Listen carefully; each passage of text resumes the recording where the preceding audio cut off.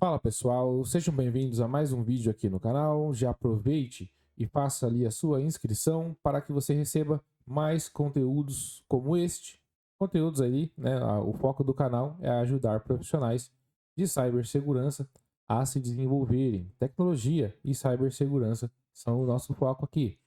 Apesar de que o assunto de hoje é um assunto mais genérico, né? Por que mais genérico? Porque fala sobre crescimento profissional, né, entre estagiário, júnior, pleno e sênior. Então, eu vou contar um pouquinho de como aconteceu comigo a minha transição de pleno para sênior, tá? E talvez essa técnica, né, essas dicas te ajudem a alcançar ali uma posição superior a que você está ali em 2024, ou de repente 2024 será o ano que você vai plantar para colher em 2025 ou 2026, né? Então, interessante que você preste atenção nessas dicas aqui, porque são dicas que eu acredito ser muito valiosas, tá? Para qualquer profissional que queira crescer na carreira. Qual é a pergunta inicial que você precisa se fazer? Onde você está hoje? Né? Que posição você ocupa hoje? E entenda também por que você está naquela posição. Né? Por que você está bem naquela posição? Por que você consegue? Né? Quais são as características que você tem que te sustentam ali naquela posição? Tá? Então, aqui na época eu estava como um analista de suporte e cibersegurança também, fazia meio que as duas funções, só que nível pleno.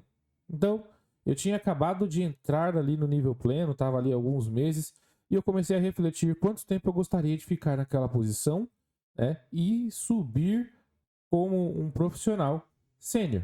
Né? Então, primeiro ponto, entender aonde você está. Segundo, entender qual é a sua meta. A gente não funciona bem se não tivermos metas a serem batidas, metas a serem cumpridas. Né? Então, a minha meta era facilmente descrita que é ser promovido ou conquistar uma vaga de analista de cibersegurança sênior. Tá? Então, essa era a minha meta. E metas precisam de tempo para serem concluídas, para que você tenha planejamento. Lembrando que a meta precisa ser alcançável. Né? Eu coloquei aqui 2 anos, né? Uma meta bastante agressiva, porque eu tinha tempo, né, para me dedicar e durante 2 anos aprender as coisas suficientemente para conquistar uma vaga de sênior. Né? Então isso foi o que eu raciocinei na época e deu muito certo. Né? Eu já estava casado, né? Eu não tinha filhos, porque, por exemplo, se eu tivesse filhos na época, como eu tenho hoje, tenho um filho de 2 anos, eu teria talvez colocado 3, 4 anos. Né? Então não é desistir, né? Desistir jamais. Você vai e replaneja em caso de você ter ali, né, outras variáveis. Né? Com as variáveis da época, 2 anos eu julguei totalmente possível, certo? Outra pergunta para ser feita aqui também é: quais as características principais, né, não todas, mas as características principais de outras pessoas que já conquistaram a meta possuem? Então, por exemplo, você pode ir lá do LinkedIn e procurar por profissionais que são seniors, verificar como é que é o currículo deles, quais são as soft skills e hard skills que eles têm. Né? O YouTube me ajudou muito também. O YouTube, na verdade, me ajuda até hoje. Né? Eu faço muita coisa, aprendo muita coisa vendo vídeos, materiais no YouTube. Né? Então, é bem interessante, porque isso ajuda muito a você entender o que você já tem, aquilo que você precisa buscar e mapear o tempo que você vai utilizar para chegar, né, àquela meta que você determinou, né, para você compor ali o plano de ação para que você alcance a meta. E essa pergunta é mais interessante ainda, ela é muito importante. O que as outras pessoas falam de você? Né? Quais são as características boas que elas falam de você? Quais são os defeitos que elas te apontam? Né? Uma vez uma pessoa me falou uma coisa que me marcou, né? Foi muito importante. Ela disse o seguinte: nunca tinha pensado assim até aquele momento. Que quando mais de uma pessoa, principalmente se forem locais diferentes, né? Então, uma pessoa no trabalho e aí uma pessoa na sua casa, vai lá e te aponta o mesmo defeito ou a mesma qualidade, existem grandes chances de que isso seja verdade, né? E muitas vezes a gente não quer aceitar o julgamento, né? Ali o feedback, né? do outro, né? E porque às vezes a gente não gosta de ser criticado, não gosta de receber ali as críticas. Mas o que faz a gente crescer realmente são as críticas, porque elas fazem com que a gente conheça quais são os nossos defeitos para que a gente possa corrigi-los, né? Se você não conhecer quais são os seus defeitos, você não vai corrigir e aí você pode perder boas oportunidades, né? De repente, você é muito bom tecnicamente, mas existe alguma coisa ali, algum defeito que te impede de subir na carreira, alcançar o próximo nível da sua carreira, né? E às vezes ninguém te falou, né? E às vezes ninguém te falou porque você, de repente, talvez não deu lá muita abertura para que as pessoas te criticassem, né? Então, permita-se ser criticado, tá? Porque isso é muito importante. E aí a gente vai avaliar, tem uma ferramenta da administração que chama matriz SWOT, mas muitas pessoas utilizam ela também para verificação ali, né, do crescimento profissional, né, para ver que fase que você está, quais são suas fraquezas, quais são as oportunidades e quais são as ameaças a esse crescimento, a essa meta que você tem, tá? Então, ela chama SWOT, né, porque são as primeiras letras de cada uma das palavras aqui do acrônimo, né? Então, strength são as fortalezas, weakness, as fraquezas, opportunities são as oportunidades e threats são as ameaças, né? Então, o que eu tinha mapeado naquela época não foi desse jeito bonitinho aqui, tá? Mas eu fiz uma análise, tá? Eu trouxe esse jeito bonitinho para que você entenda com mais facilidade. Então, o que eu já tinha de fortaleza, né? Conhecimento técnico. Então, isso foi sempre foi uma das minhas grandes aptidões, né? A capacidade de adaptação, então o processo muda, o sistema muda, o comando muda, né? E eu me adapto bem rápido, né? Sempre tive uma capacidade boa de adaptação. Já tinha uma boa comunicação também e uma boa gestão de tempo e prazos, tá?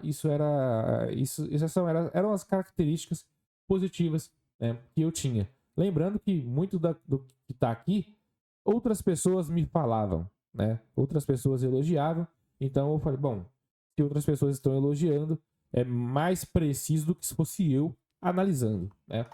E aí, fraquezas. Primeira fraqueza, inteligência emocional e liderança, habilidades de negociação, inglês. Então, o que acontecia aqui, né? Eu necessitava de melhorias ali na inteligência emocional e na liderança. Lembrando que um analista sênior, uma das características cobradas é a liderança, né? Então, o que foi que eu fiz aqui? Passei a consumir materiais, livros, vídeos no YouTube falando sobre inteligência emocional e liderança e confrontando aquilo com a minha personalidade, como eu lidava com as situações do dia a dia para que eu pudesse melhorar. A mesma coisa aqui com habilidades de negociação, tá? Inglês, o que eu tive que fazer? Voltei para a escola, né? Voltei a estudar, porque eu estava esquecendo o inglês que eu tinha aprendido, né? Eu tinha feito cursos de inglês, tinha estudado bastante, né? Eu trabalhava numa empresa onde eu usava o inglês todo santo dia, e aí quando eu fui para uma empresa que eu não usava o inglês todo dia, né? Eu usava ele também usava, mas era mais esporádico, eu passei a começar a esquecer, né, como é que funciona, como é que falava, como é que, né, fazia as coisas acontecer ali na comunicação. Então eu voltei a estudar, né? Então veja que eu tive um plano de ação para conter cada uma das fraquezas que foram listadas, sem deixar, né, com que o que eram as fortalezas fosse melhorado mais ainda, porque a ideia é essa, aquilo que é uma fortaleza que seja melhorado mais ainda, né? E aí, oportunidades. Quais eram as oportunidades? Muitas vagas no mercado, economia, né? Estava mega aquecida aqui no Brasil, escassez de profissionais, né? Então faltavam, né? Ainda faltam, na verdade, né? Mas naquela época já faltavam muito profissional de cibersegurança. E no final aqui, a empresa, né, estava crescendo, estava ampliando bastante as suas operações. Então, tinha várias oportunidades, vários fatores externos que contribuiriam, né? Eles ajudariam bastante. Vou marcar aqui para ficar igual, né? Com que a minha meta fosse alcançada. E quais eram as ameaças? Bom, concorrência, né? A gente sempre vai ter concorrência, mesmo que exista a escassez de profissionais, né? Tempo, né? Então poderiam acontecer coisas, fatores externos ali que prejudicassem a minha gestão de tempo, que consumissem o meu tempo e atrapalhassem com que eu conquistasse aquela meta, né? Mudanças de mercado, né? Mudanças de mercado também é sempre um risco. Com tudo isso mapeado, você desenha um plano de ação para que assim você consiga maximizar, né, as chances de você alcançar aquela meta. Porque é interessante. É importante a gente crescer na carreira, a gente ter a nossa autoestima elevada, porque a gente subiu de cargo, quer dizer, a gente fez um bom trabalho. Né? Então, use essa metodologia, ou adapte para a sua realidade, ou use alguma outra.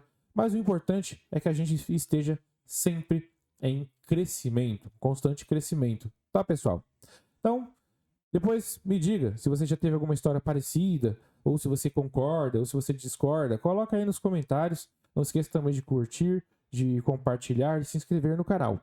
Legal? Ótimo 2023 aí, final de 2023 a todos. Um ótimo 2024 e que 2024 seja um ano de muito crescimento aí para todos nós. Obrigado, pessoal. Até a próxima.